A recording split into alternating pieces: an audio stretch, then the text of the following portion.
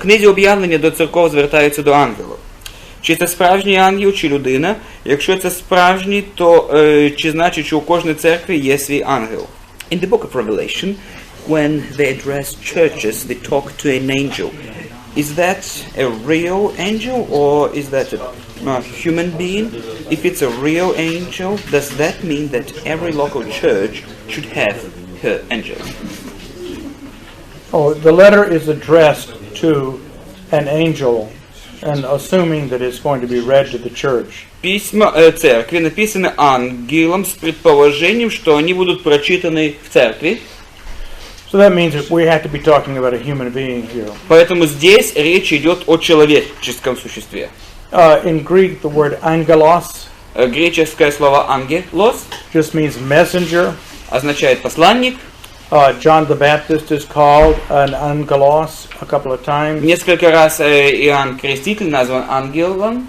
There are several other places in the New Testament where pastors of churches are called angels or angeloi. И в других случаях Нового Завета тоже есть моменты, когда пастора церквей, какие-то реальные личности названы ангелой.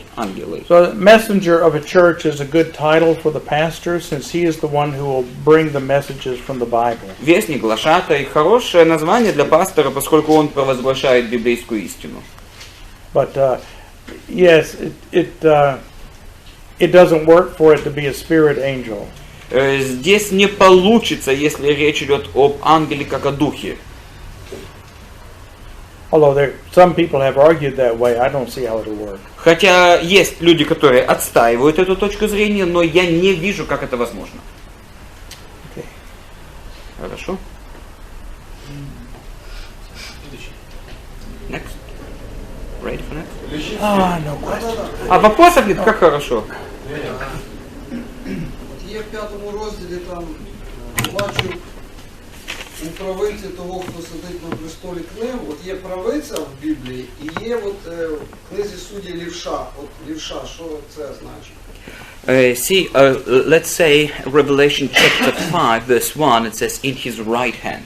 And right hand is used so many times in the Bible. But sometimes, like in the book of Judges, they talk about left-handed people. Is there any symbolism in being left-handed? Повторяю вопрос и для записи, и для тех, которым, возможно, легче, не только европейские языки. Речь идет, скажем, о правой руке. И вот, например, Откровение 5.1 в правой руке. И вот правая рука одесную очень часто использована в Библии, но в книге Судей использованы, скажем, левши. Есть ли какой-то символизм в левше? No. Нет.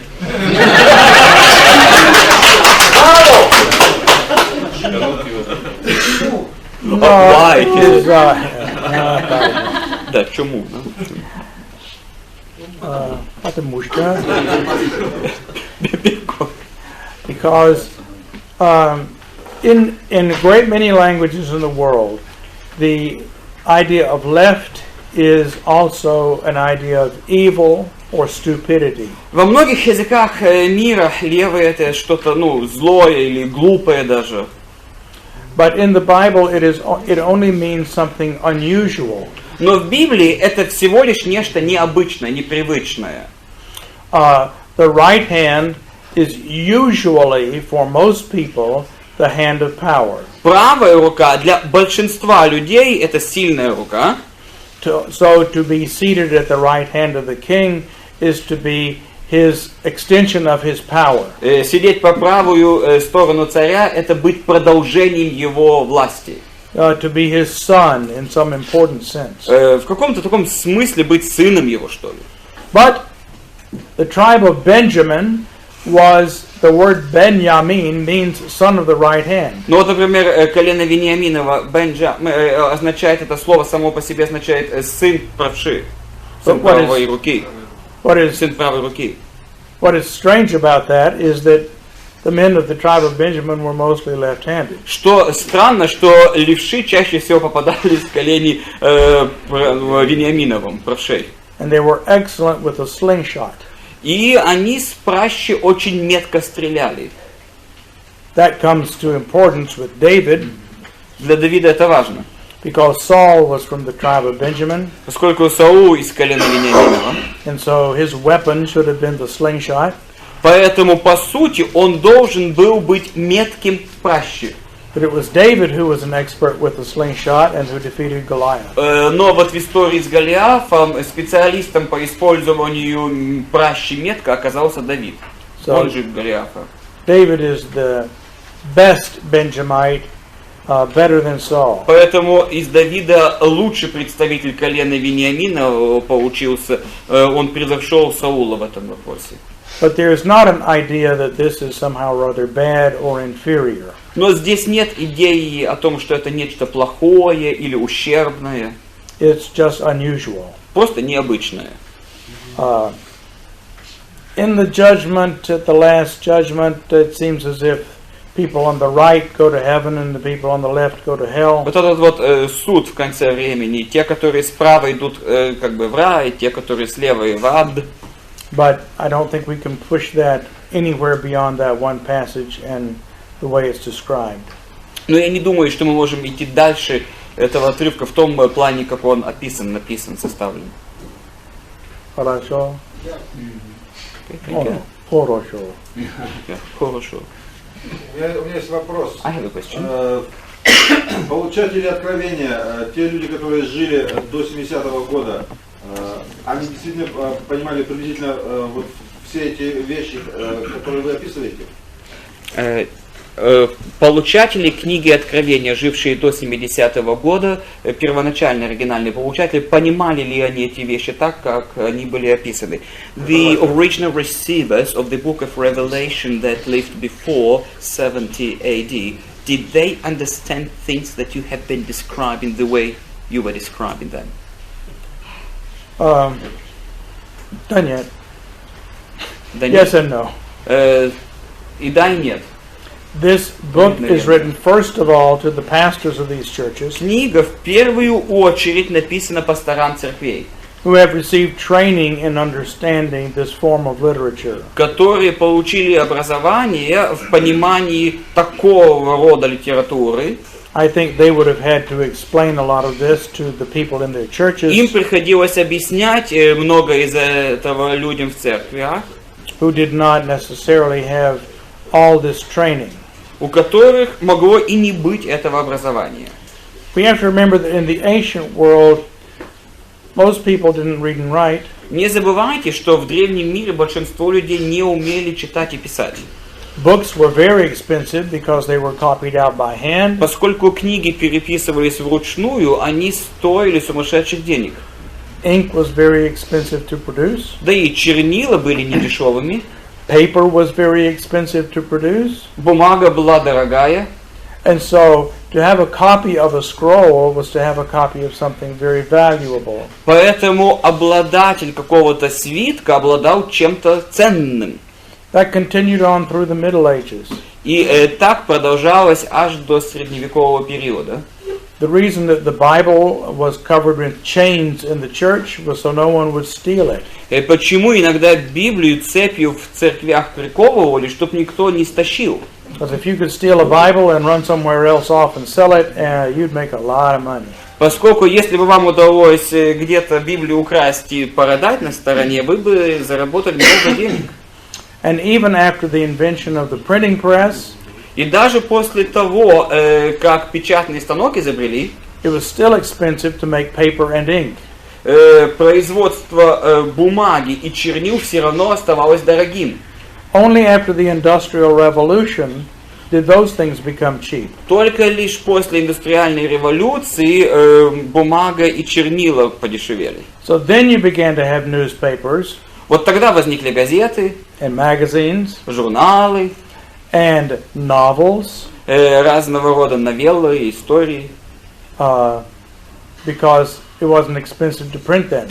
Поскольку теперь их печать не была дорогой. And people could afford to buy them, and so there was a market for them. Раз люди могли позволить себе приобрести, возник спрос, возникло предложение. And in America, we have a new translation of the Bible every 2 or 3 years. В Америке каждые 2-3 года выходит новый перевод Библии. And of course, it's copyrighted. И, конечно же, защищено авторскими правами. Copywriting the Word of God. Авторские права на Слово Божье. I would be afraid to do that. Я бы побоялся на такое замахнуться. But American businessmen are not afraid. Но американских бизнесменов этим не испугаешь. Oh, this new Bible is better than all the others. Вот эта Библия получше будет, чем все остальные. So spend $40 and buy this new Bible. Поэтому всего лишь за $40 вы можете получить эту новую Библию. Okay, so this is an unfortunate aspect of the modern world. Это некоторые грустные моменты современного мира. If you were a priest in the ancient world, you were a student of the stars. Если вы были студентом Слова Божьего в древнем мире, вы и звезды изучали. You had to know when the vernal equinox happened.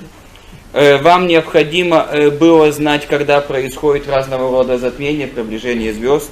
So that you would know when the first month began. Для того, чтобы знать начало первого месяца And you Нового could года. count forward to the 14th day of that month and do Passover. Для того, чтобы вы могли отсчитать 14-й день этого месяца и знать, когда Пасха. They were also experts in mathematics, Они были специалистами по математике. which is why the Bible includes so many mathematical symbols. Вот почему в Библии так много математических символов. For instance, Например, in Exodus Исход. Книга Исход.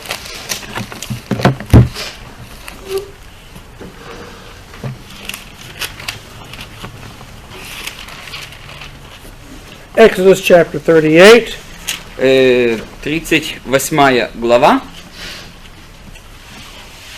we learn about gold and silver. Мы что-то узнаем о золоте, серебре. Read verse 24 and 25. Скажем, 24 и 25 стих. «Всего золота, употребленного в дело на все принадлежности святилища, золота, принесенного в дар, было 29 талантов и 730 сиклей священных. Серебра же, отчислений лиц общества 100 талантов и 1775 сиклей священных». Okay, the amount of gold Количество золота was 730 shekels. было 730 шекелей. Does anybody know what that number means? Are you an ancient priest? Can you decipher that number? Вот если вы, этот священник древний, вам это известное число, что это за сикли, вот сколько это? Решите. Because Aaron and the other Levites who were trained in Egypt, who were the scribes in Egypt, и левиты, которые получили свое образование в Египте, they knew instantly what that number was. для них это количество было понятным сходу. Now, if you've already heard me tell, you may not answer. Если вы от меня уже ответ слышали, не отвечайте, не подсказывайте. Does anybody else? Ну вот кто-нибудь другой, отгадайте, сколько это? Well, Корзина? okay, Someone said a basket. do that. Сделайте так.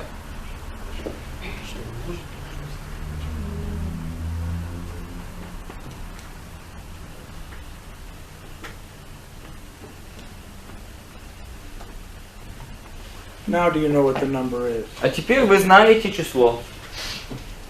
No one's ever seen that number before, right? Нет, такого числа никто никогда не видел, не так ли? Okay, this is 2 solar years. Это 2 года, 2 sun years. 2 солнечных года. And it's gold. И это золото. Gold is solid sunlight. Золото отображает или является эквивалентом солнечного света. Now the number of silver shekels, Теперь, сколько серебряных было шекелей? is that right? Так? 1000. Yeah. Да. Okay, now you don't know what that is. Вы не знаете, что это? Это 2 лунных. А? Is that 2 lunar years, he said? Not 2 lunar years. Не 2. It's 5 lunar years. 5. Okay.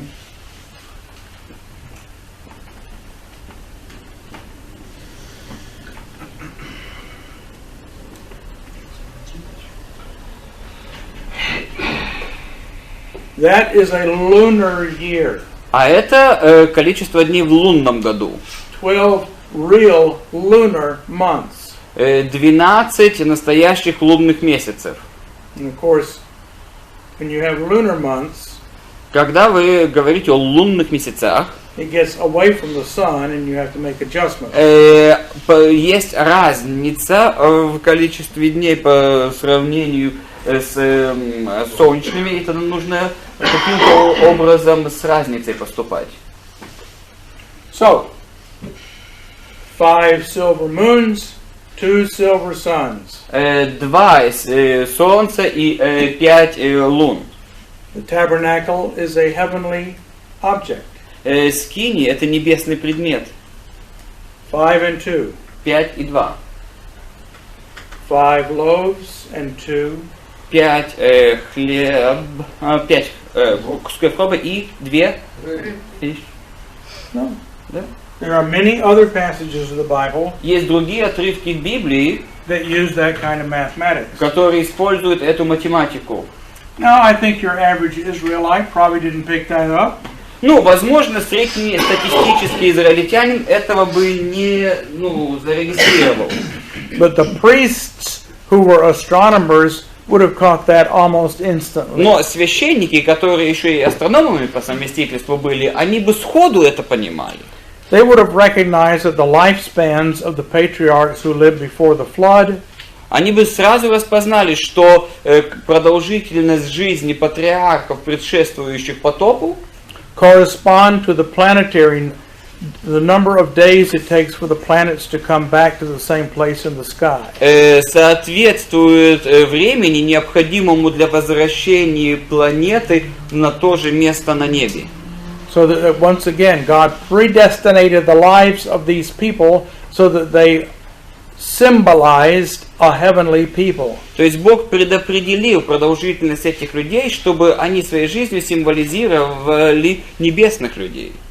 Your average Israelite probably didn't study the planets and not know all that. Скорее всего, среднестатистический израильтянин не изучал планетарное движение и этого знать мог и не знать. But the priest would know it. Но священник должен был знать. Because that's the kind of mathematics that they did in the ancient world all Поскольку the time. такой математикой ветхой они занимались все время. I'll show you one more example. Ну, еще один пример. О чем же нам говорят эти цифры? А? О чем же нам говорят эти So what do those numbers tell us? Вопрос, о чем говорят эти цифры? Well, they tell us that they symbolized a heavenly people. Они говорят нам и являются символом того, что мы небесный народ. Okay. The empire of Ahasuerus in Esther chapter 1. Скажем, если мы возьмем книгу Эстер, 1 глава, вот та империя, что там описано, It says it has 127 provinces. Там написано, что там было 127 провинций. Now, you probably think, well, they probably added up the provinces and they came to 127 области. Возможно, кто-то из вас скажет, кто-то, не очень ленивый, посчитал, сколько провинций, вот и вышло число 127. 127 областей, например. Okay. But Но you could count them different ways depending on how big or little you wanted them to be. Знаете, в зависимости от того, какая вам нужна статистика, впечатляющая или не очень, посчитать можно по-разному. This can be recognized by an ancient mathematician Древний математик распознал бы в этом as an hexagonal number. Как восьмиугольное число.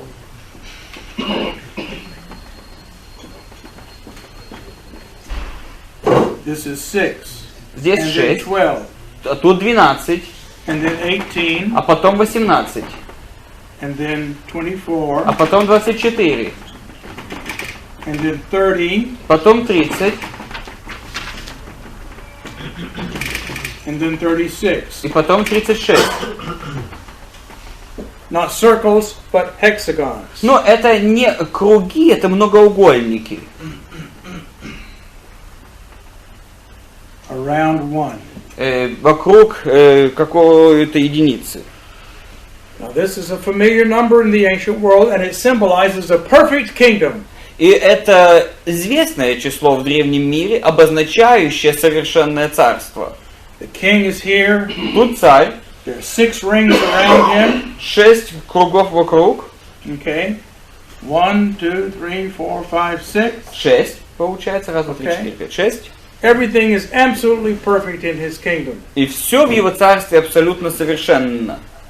Except, unfortunately, he has a wife who does not want to stand next to him and wave to the crowd. Ну вот с женой не повезло, не хочет с ним на публику выходить. And so he has to get rid of her and get another wife. Поэтому нужно срочно от нее избавиться и завести другую. It's not a perfect kingdom after all. Понимаете, все совершенство царства разрушается. Now here again, you and me, we don't notice things like this. Понимаете, мы с вами такие вещи не замечаем.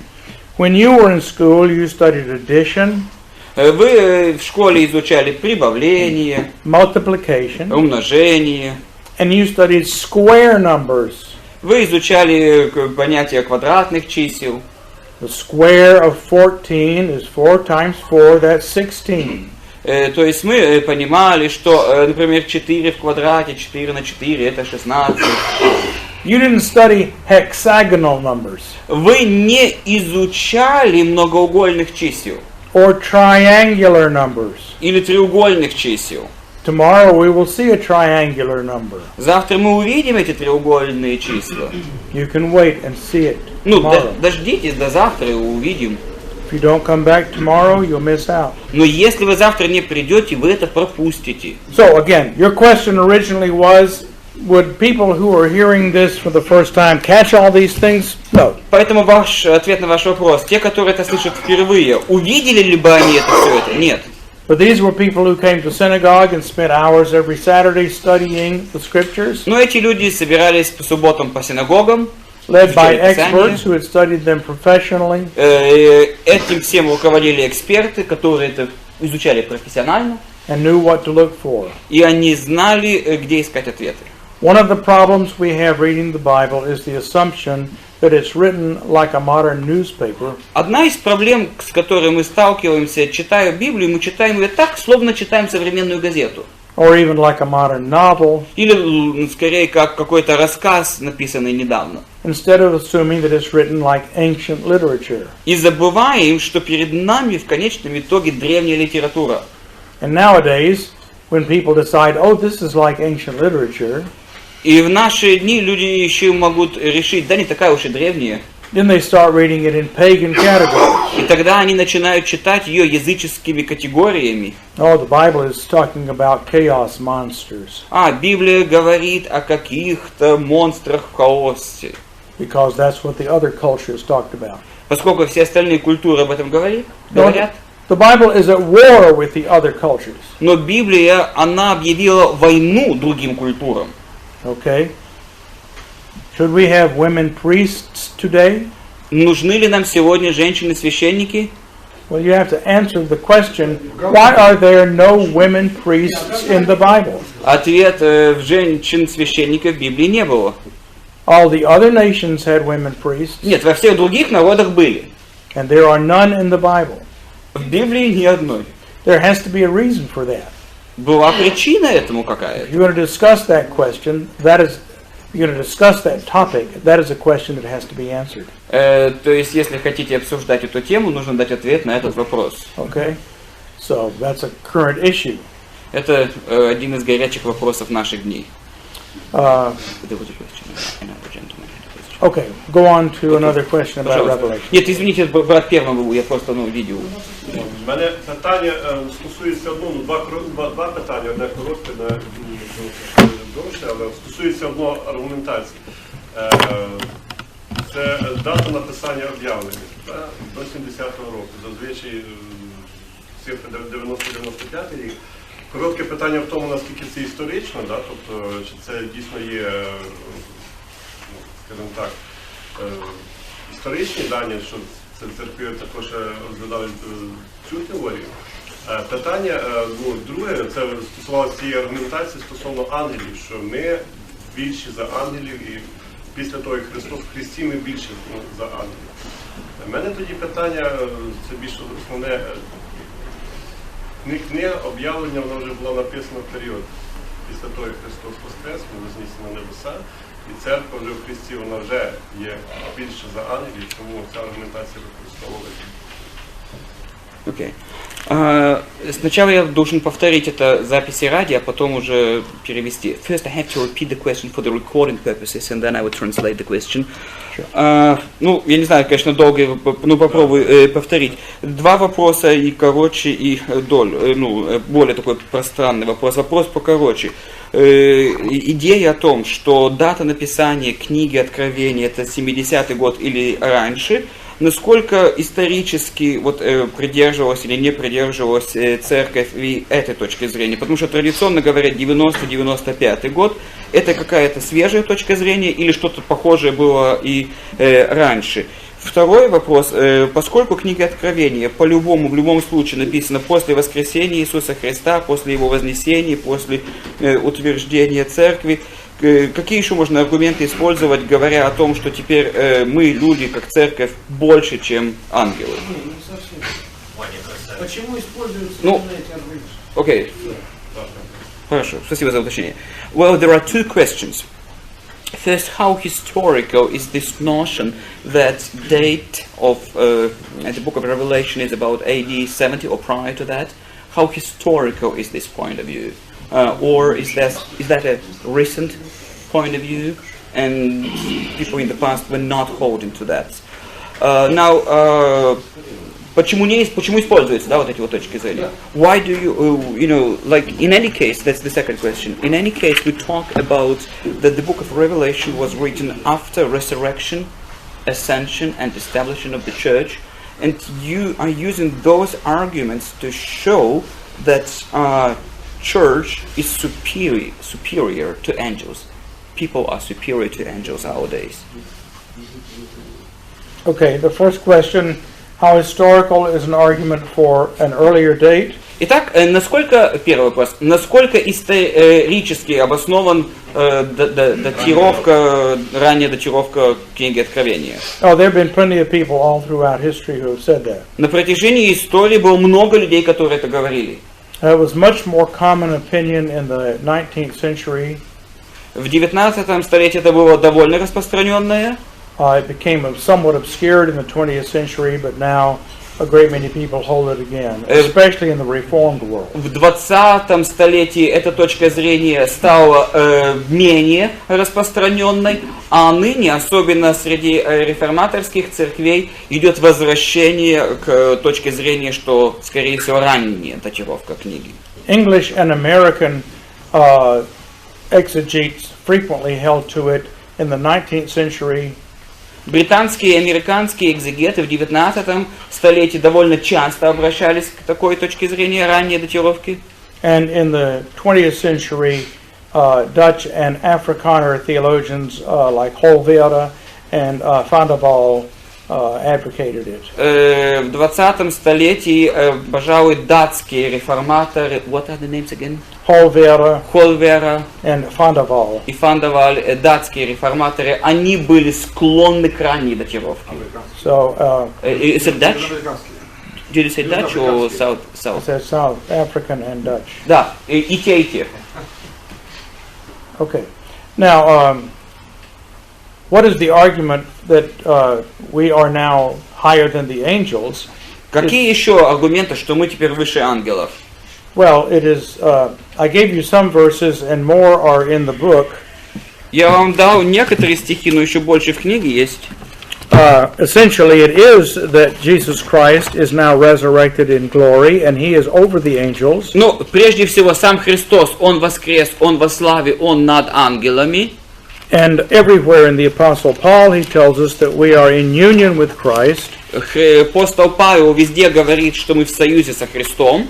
So, in a sense, that's all we need, because that means И по сути это все, что нужно, in Christ we are above the angels. поскольку во Христе мы над ангелами. But as I pointed out, it is also something said in Hebrews chapter 2. Но, как я уже упомянул, об этом говорит Евреям 2 глава. Let me make sure. Давайте я, чтобы убедиться. Galatians 3, verse 19. Галатам 3:19. Read that. Let me find it first. Галатам 3:19.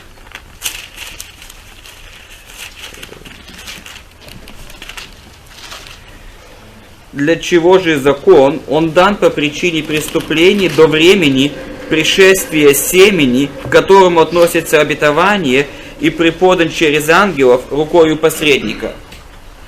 And then in chapter 4, verses 1 to 7, А в 4 главе с 1 по 7 стих we are told that we were children, мы читаем о том, что мы были детьми, we were under guardians and managers, мы были под вот этими разного рода управителями, under the childish things of the world.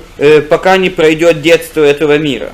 But now God has sent His Son Но теперь Бог послал Сына Своего and has redeemed us from that condition to glory with Him. И Он искупил нас из этого состояния к славе в Нем.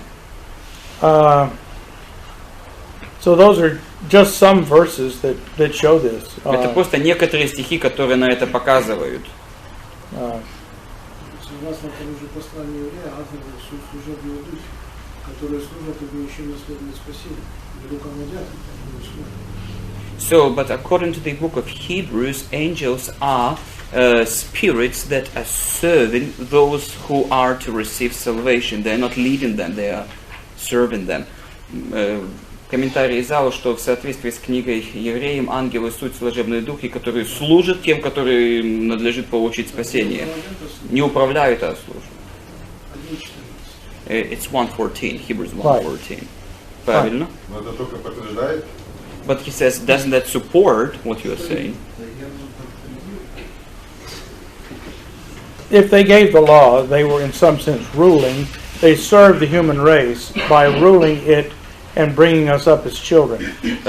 Давший закон, они этим, своеобразно послужили, руководя, взращивая нас как детей. The easiest illustration I know of Самая простая иллюстрация, известная мне, is that of a cadet in the military.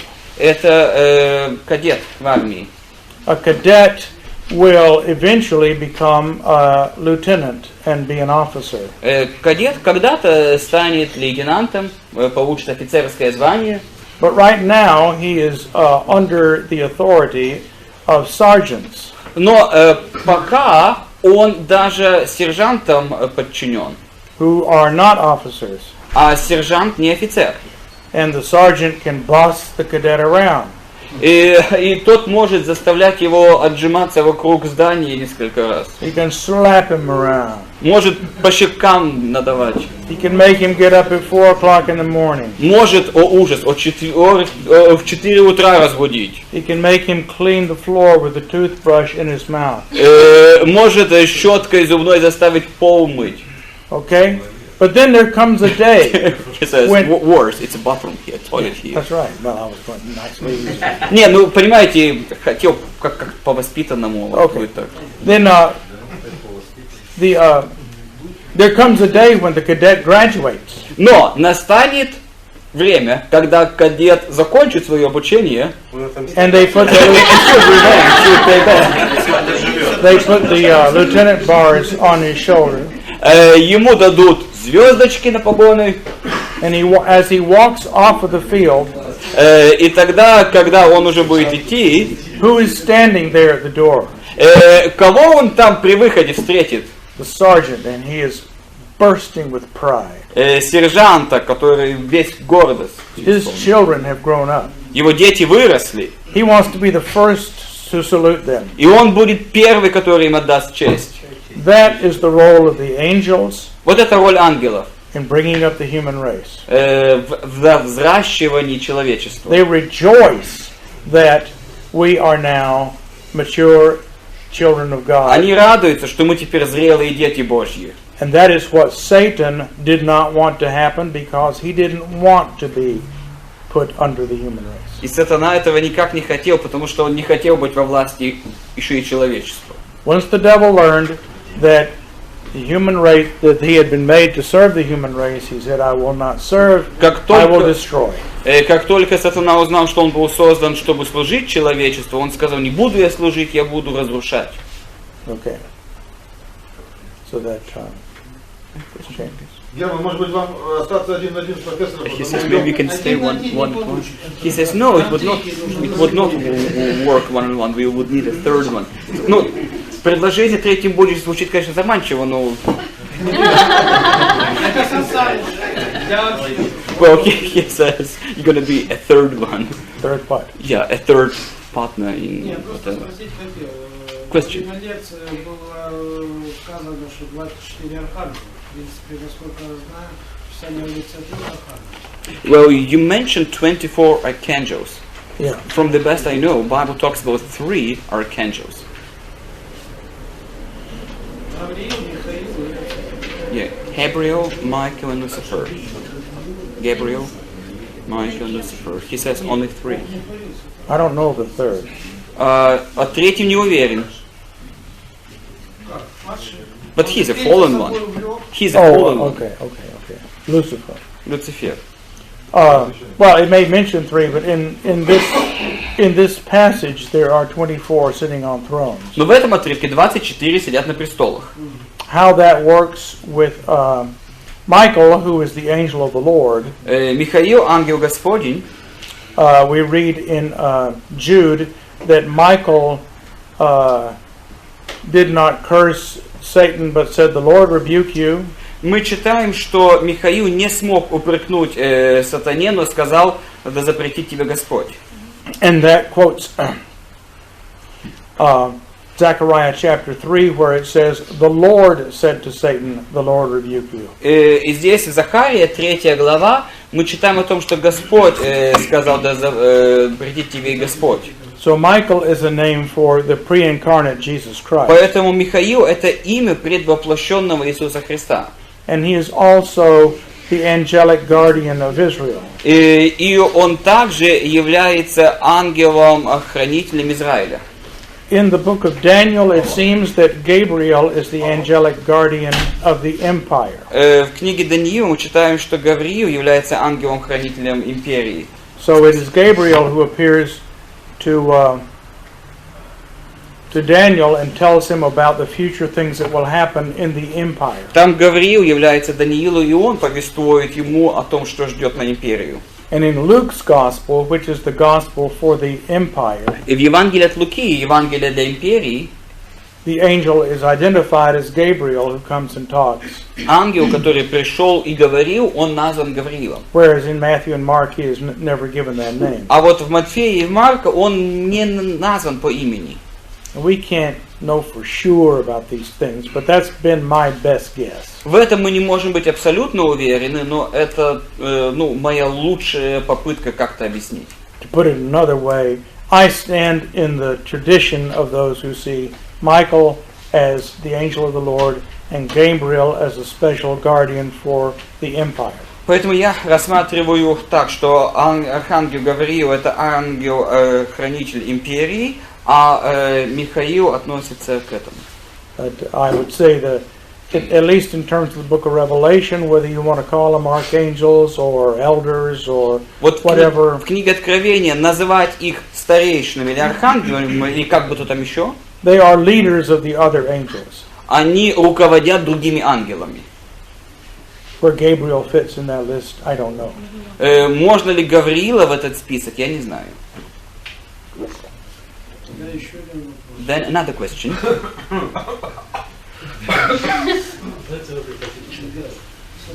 Well, we should see if anyone else has a А question. давайте сделаем вот как. Если вдруг у кого-то, другого есть вопросы, тогда мы, если нет, тогда от чего? There is a question over there. Okay.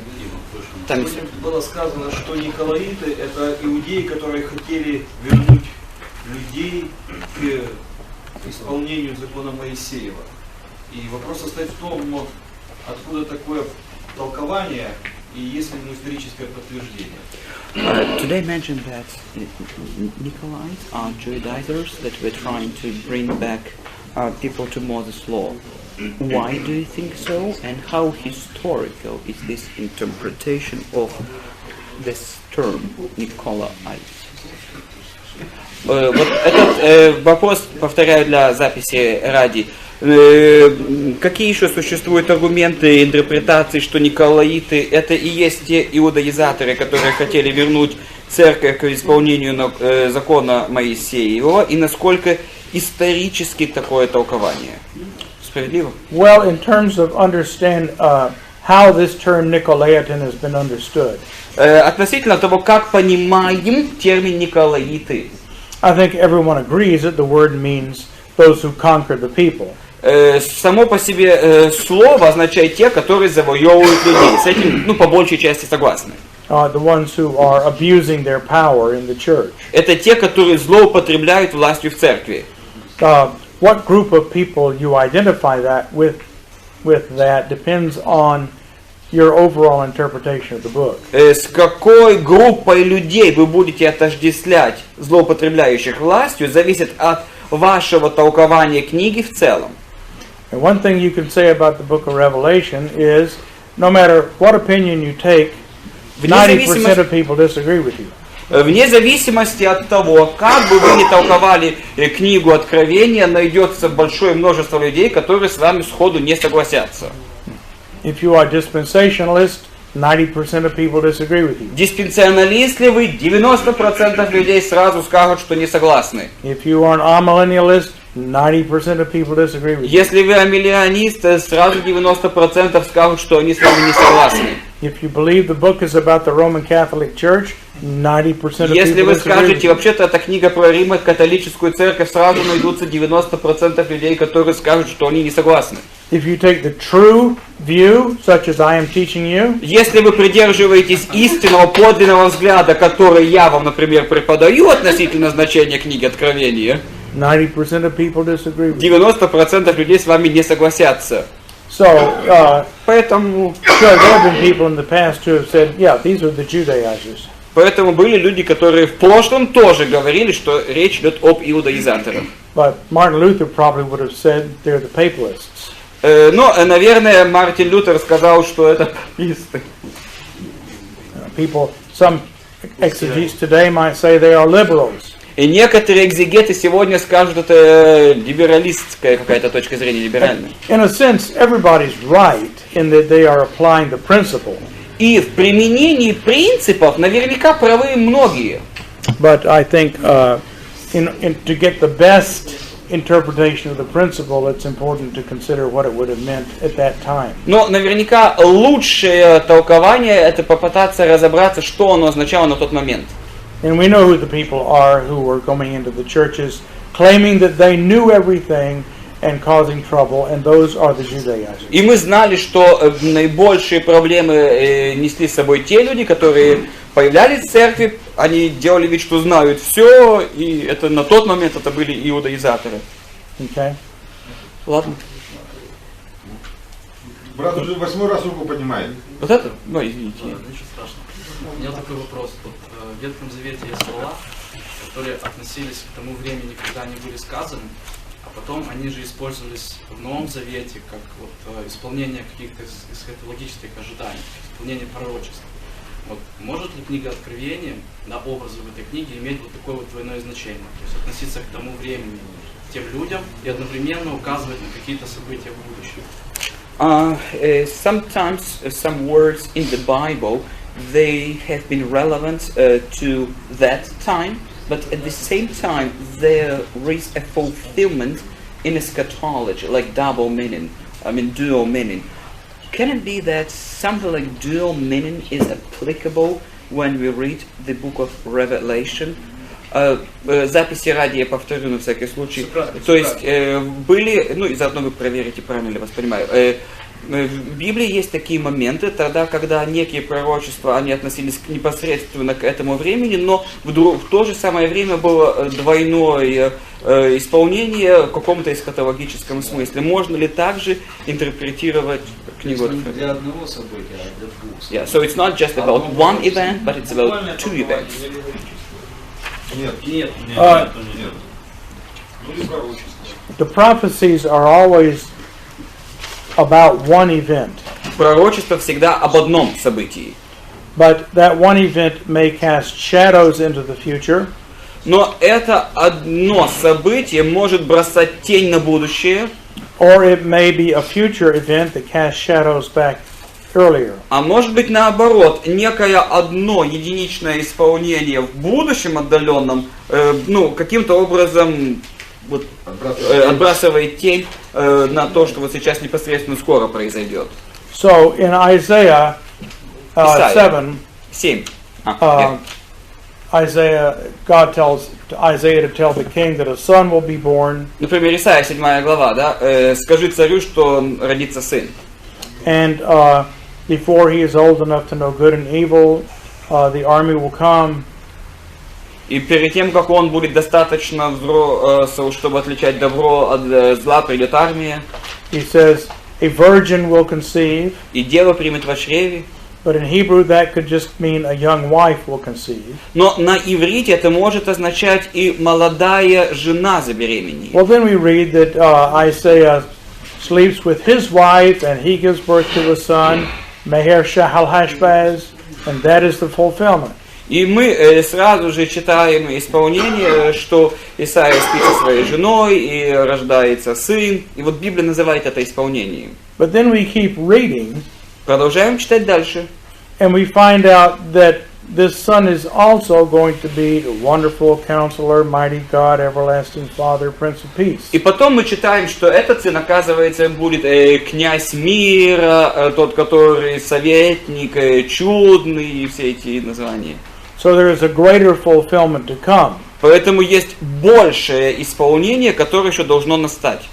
Similarly, in Jeremiah chapter 31, И Иеремия 31 глава, что-то похожее. he says, a new covenant is coming, Он говорит, грядет Новый Завет, and when this new covenant comes, it will not be like the covenant I made in Egypt, и это будет не тот завет, как я заключил в Египте, because everyone will know me, потому что все меня будут знать. and I will write laws on their hearts, И я закон напишу на их сердце. and Jerusalem will be rebuilt И Иерусалим будет перестроен with a moat. миртой. Okay? Well, some of that happened right after the exile. Некоторые части исполнились сразу после плена. But in Hebrews, it tells us that the fullness of that happened with Jesus. Но в послании к евреям мы читаем, что полнота исполнения настала в Иисусе. Now, I think when you get to New Testament prophecy, the order is reversed. Когда речь идет о новозаветных пророчествах, здесь порядок несколько иной. Jesus says, all these things will happen on this generation. Иисус говорит, все это произойдет с родом этим.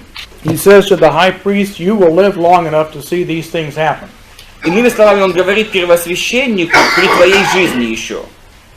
So that the specific prophecy is about that time. Поэтому конкретное пророчество об этом времени. But there are later fulfillments in the sense that the same kinds of things will happen again. Но в каким-то образом, те же вещи, они могут произойти вновь. The same thing is true in the book of Revelation. То же самое можно сказать о книге Откровения. It states very clearly this is going to happen very soon. Она утверждает довольно ясно, что всему этому надлежит быть вскоре. But then it says at the end that after the millennium, Satan can be released for another little season. Но после тысячелетнего царства на короткое время сатану вновь отпустят. And that pushes us back to the middle of the book where Satan was released for a little season. Тогда мы вспоминаем о том, что где-то посередине книги сатана был выпущен на короткое время. The idea is something similar may happen again in the future. То есть мысль состоит в том, что нечто похожее, схожее может произойти в будущем вновь. So I think that before Christ, the prophecies predicted Jesus and they were shadows backwards. То есть перед пришествием Иисуса Христа они предвкушали пришествие Иисуса Христа как на главное центральное событие, и оно отбрасывало тень на все промежуточное. After Jesus, Но по пришествию Иисуса Христа most of the prophecies are talking about something near, but that will cast shadows into по the future. большей части пророчества говорят о том, чему надлежит быть вскоре, но оно бросает тень на то, что будет в удаленном будущем. The New Testament definitely teaches a final coming, a physical resurrection, a last judgment. Новый Завет абсолютно точно учит о том, что будет буквальное пришествие, воскресение, суд окончательный. You can distinguish between the passages that say coming on this generation and those that are a long way off. То есть можно разграничивать то, что увидит род этот, и то, что будет через продолжительное время. Thank you. Okay, we can go back to him. Пожалуйста, раз нет добровольцев, возвращаемся к вам. Я просто так уже понял, что вы толкуете образы откровения с точки зрения именно служения в скине. Просто довольно-таки распространенное сейчас толкование у нас 4 старцев, это то, что это как бы полнота церкви, то есть 12 апостолов, 12 патриархов. Well, now, я сначала повторю. То есть теперь стало понятно, что он исходит из призмы Скинии, поскольку сейчас есть точка зрения, что вот эти 24 царства являются полнотой, как? Посчитали 12 плюс 12, 12 апостолов, 12 там, патриархов, вот всего такого. Okay. Now I realize that you come from a tabernacle perspective, because now this number 24, there is another notion that 24 is a fullness of time, because we have 12 apostles and 12 patriarchs, so 12 plus 12 gives 24. Mm-hmm. Now I understand that you come from the perspective of a tabernacle. Mm-hmm. What would be your comment about this 24 mathematics? Well, if these are not real people, then you might say that. Если бы это были не люди буквальные, так бы можно было говорить. But according to chapter 6, the Old Testament saints are still waiting under the altar and have not come into heaven. Но в соответствии с 6 главой книги Откровения, ветхозаветные святые, они все еще в ожидании. So the patriarchs cannot be sitting around the throne of God before Jesus ascends. То есть перед вознесением Иисуса патриархи не могут уже сидеть на престолах. And the 12 apostles, John himself is still on the earth. He can't be sitting on И one of 12 those апостолов неувязка получается в том, что Иоанн еще на земле, он не может сидеть и там. So if these are just a symbol, But it's a revelation, he says. Не, но Моисей пишет о своей смерти, как бы тоже. Он еще живой. But Moses wrote about his death while being alive. oh, I don't think so. Я так не думаю. Well, Возникает Аггель. Возникает это следующее Аггель. Итак, мы так и поступим. У нас сейчас будет перерыв на ужин. we now have to break Герман for the lunch. 1 на 1 сразится с Джимом Джорданом. And German will be talking to Jim Jordan one-on-one.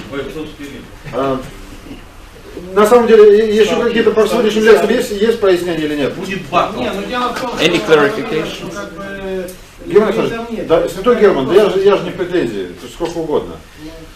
Есть вопросы, два типа вопросов меня профессор научил. В одном люди хотят что-то узнать, а в другом тип вопросов, когда люди хотят показать, что они что-то знают. Да. There are two types of questions. Sometimes you want to learn something, and sometimes you want just to show I'm off. not pursuing По that. поводу, But a question here. по поводу предыдущего, который Дима задавал, It's a question based on Dima's question. немножко конкретнее хотел узнать. But I would like to know that more specifically. Получается, что и пророческие речи Иисуса, да, на горе Илионской, книга Откровения касается больше событий до 70-го года. Правильно? Больше. Если это так, то мне интересно, как профессор толкует второе пришествие Христа до 70-го года. Даже я могу ответить. Okay, like that Olive Mountain discourse, when Jesus was, talking about Matthew 24-25, what is he talking about? Some kind of events that will happen in the distant future, or something that will happen quite soon? Mm-hmm. And in that light, how do you interpret the second coming of Christ? Now let me repeat that for recording purposes. И для целей записи я должен это повторить.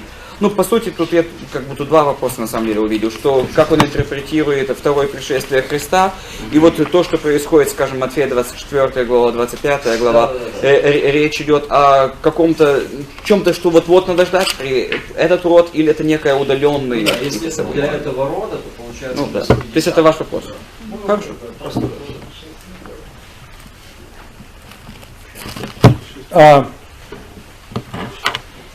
Well, first of all, I want to make a comment about the question about the 24 elders. That's actually a good question because there is a textual problem, and I'll try to address that first thing tomorrow. Прежде всего, я хотел бы еще раз вернуться к вопросу о 24 старцах. Там есть одна текстуальная проблема, к которой вернемся завтра. And it's one of the reasons that there are differences of opinion about this that have come Вот about. из-за этой текстуальной сложности существуют различия во мнениях. So let me come back to that tomorrow and share it with everyone because Поэтому я завтра к этому вернусь вновь и со всеми это обсужу, it's really pretty important. поскольку это действительно важно. Matthew 24, Теперь Матфея 24, например. verse 34. Матфея 24, а стих 34. Read that. «Истинно говорю вам, не придет род этот, как все это будет». All the things he's talking about have to happen in the days of the people who were alive at that time. Все то, о чем он говорит, оно должно произойти во время жизни этих слушателей. Now he goes on, Он продолжает I говорить believe, дальше to start talking about the second coming at the end of history. и говорит о втором пришествии в конце истории. Okay. He says И говорит in chapter 25, 25 глава, a man goes on a journey and gives talents to his servants. человек отправляется в путешествие, своим слугам дает таланты. And verse 19 says, after a long time. И вот 19 стих, по долгом времени. Now that's the first time we've seen that phrase. Данная фраза здесь используется впервые. Everything up to that point has been very soon, very soon. До этого времени совершенно другой временной язык использовал. Вскоре, вот-вот. Now he's talking about after a long time. И здесь впервые вот такой словесный, оборот по долгом времени. And after that is the sheep and goat judgment. И после этого суд, где овцы, козы. Which I think would have to be when Jesus comes back. И это уже относится к возвращению Христа, пришествию Христовому.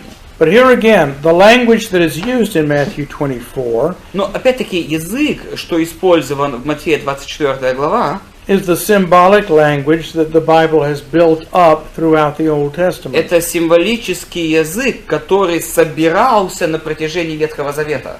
For instance, verse 29 of chapter 24. Например, 24 глава и, 29 стих. Shall we read it? Read it. 24:29. «И вдруг после скорби дней этих солнце померкнет, луна не даст света своего, и звезды спадут с неба, и силы небесные поколеблются». All right. Sometimes modern people read this and they say, oh, it must be the end of the world. Некоторые современные люди читают этот стих и говорят, так, конечно, речь о конце света, о чем еще? The sun and the moon will go out and stars will fall on the earth. Звезды упадут на землю, солнце и луна сойдут с орбит. Stars are a whole lot bigger than the earth. Ну, звезды побольше земли будут. How do they fall to the earth? Как они на землю упадут? That's not the idea. Не в этом идея. In fact, this is symbolism that was set up in Genesis chapter 1. Но предшествует этому символическому языку Бытие 1 глава. In chapter 1 verse 14, И вот Бытие, 1 глава, стих 14. «И сказал Бог, да будут светила на тверди небесной для отделения дня от ночи, и для знамений, и времен, и дней, и годов». Let them be for symbols. Да будут они для символических целей. And the next word is for festival times. А следующее слово, ну, без слова знамений, времен, дней, праздников. The sun and the moon determine when we worship in the ancient world. То есть в древнем мире солнце и луна определяли, когда поклоняться. We're supposed to offer the sacrifice the moment the sun starts to come up. Как только солнце поднимается, приносит жертву. And the moment it goes down, while it's twilight, is when we offer the evening sacrifice. На закате, когда солнце садится, приносит жертву вечернюю. No, we are not under that rule today. Сегодня на нас это правило не распространяется. And we read that the sun and the moon were made for symbols. И мы читаем о том, что это все дано для знамений, в нашем переводе символов в том, что он прочитал. Well, they are still symbols today. Являются ли они символами сегодня? The United States flag has 50 stars on it for 50 states. Скажем, на флаге Соединенных Штатов 50 звездочек, 50 штатов. You have moons and suns on flags representing the powers of those governments. На некоторых флагах тоже бывает или луна со звездочкой, или что-то еще, для того, чтобы показать власть данную этой стране. Throughout the Old Testament, when God says He will bring judgment on Babylon, for instance, Например, на протяжении страниц Ветхого Завета, когда мы читаем о том, что будет судим Вавилон. it says the sun will go out and the moon will fall. И луна падет, и солнце. Okay? That language is symbolic language of the heavenly powers losing their strength. Это символический язык потери власти этих небесных сил и о том, что это грядет. The fact that Israel is symbolized as a heavenly people, То, что Израиль является символом небесных людей, that the tabernacle in some sense was made out of sun and moon, gold and silver, что скиния каким-то образом сделана из солнца и луны, золота и серебра, for those things to fall or be darkened can be a prophecy of the destruction of the temple. если это падает, если это разрушается, речь может идти о разрушении Иерусалима. Actually, the sun turns dark during a solar eclipse. Скажем, если во время затмения солнце потемнело. Have any of you ever seen a solar eclipse? Кто-то из вас видел солнечное затмение? 4 раза в этом году. 4 times this year, actually. No, a solar eclipse. Yeah. The sun turns dark, all the animals come out and start yelling. Все животные мычать начинают, кричать, солнце потемнело. Okay, the sun puts on sackcloth.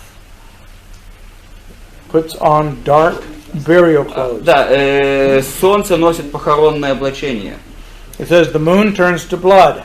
Луна превращается в кровь. That's what happens in a lunar eclipse. Это тогда, когда лунное затмение происходит. Next time there's a lunar eclipse, stay up till midnight and look. The moon will turn bright red. В следующий раз, когда Like a будет tomato. лунное затмение, не проспите, оно будет таким красным, как будто кто-то кровью покрасил. It's kind of scary. Пугает из-за этого зрелища. It turns to blood. В кровь превращается. Okay, but that means that the sun and the moon are eclipsed. Но это означает, что затмевается. They are given for days and years, and now the clock on that civilization has run out. Это означает, что время, отведенное той или другой цивилизацией, истекло. The time is over. Время закончилось. Okay, so that's what this symbolism means, and it's no way to take it literally. То есть никак нельзя это буквально You читать. have to look at what it says about the actual historical context. Необходимо рассматривать это в историческом контексте. This generation, Это поколение, okay, what kinds of things could fit that time frame? что могло попадать вот в это временное отношение? О чем вы говорите речь? He said 70. He said 70, 80. Well, that generation. Да, это поколение. Yeah. Yes, sir. Как в этом контексте такого понимания, да, должны понимать 30 и 31 стих особенно. Какой главы, если честно? Ну, Матфея 24. In the context of the notion that you are talking about, how one should understand Matthew 24, verses 30 and 31. В контексте предлагаемого понимания, каким образом нужно толковать Матфея 24 глава, стих с 30 по 31. Matthew 24, 30 to 31. You might go ahead and read that then. Ну, давайте я прочитаю, вдруг у кого-то нет Библии. «Тогда явится знамение Сына Человеческого на небе, и тогда восплачутся все племена земные, и увидят Сына Человеческого, грядущего на облаках небесных, силою и славою великою. И пошлет ангелов своих с трубою громогласную, и соберут избранных его от 4 ветров, от края небес и до края их». Especially 31. Особенно 31 стих. Okay. It states, "Then will appear the sign that the Son of Man is in heaven." Тогда явится знамение на небе Сына Человеческого. All of the tribes and peoples of the earth will mourn. Все племена земные, они будут плакать. They will perceive the coming of the church on the clouds of the sky to receive the kingdom from Daniel 7. И они увидят церковь, которая получает на небесах эту власть, исходя из Даниила 7 глава. And God will send out His evangelistic messengers. И Бог пошлет своих благовестников, глашатаев, вестников. And His evangelists will gather together all the elect from the four winds from one end of sky to the other. И Его вестники соберут всех избранных с одного конца до другого. I believe that is what's being said here. Я думаю, что вот о чем здесь речь. So that as this judgment happens on the first century, the evangelism really starts to go out in a big way. То есть вот это все произошло из первого столетия, благовестие начало такое массовое расширение.